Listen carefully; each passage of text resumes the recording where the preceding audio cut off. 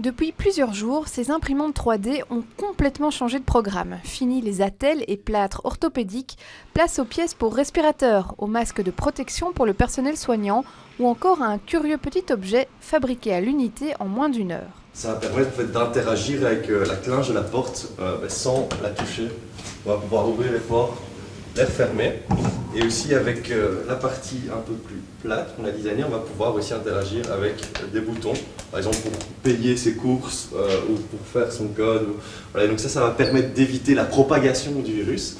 Et ça va permettre aussi de protéger la personne qui l'utilise. En fait, on vient fondre un filament et puis le solidifier et puis on va passer à une nouvelle couche.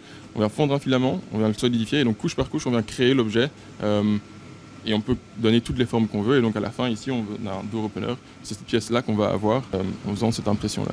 Depuis 2 semaines, plus aucune commande n'arrivait dans les bureaux de cette start-up bruxelloise spécialisée dans l'impression 3D.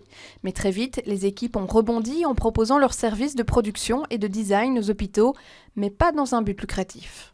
Le but de Spentis n'est pas de se faire de l'argent dans cette crise. On veut vraiment plutôt assister les hôpitaux, assister les centres médicaux à combattre correctement ce virus. Et donc, en fait, on vend juste au prix coûtant à la matière première. Voilà, comme ça, nous aussi, on aide, on met notre petite pierre à l'édifice pour aider les hôpitaux et les centres médicaux. Pour contrer la crise du Covid-19, une dizaine de produits au total a été développée par la société. Le tout est assemblé et emballé 7 jours sur 7 par des employés et des bénévoles.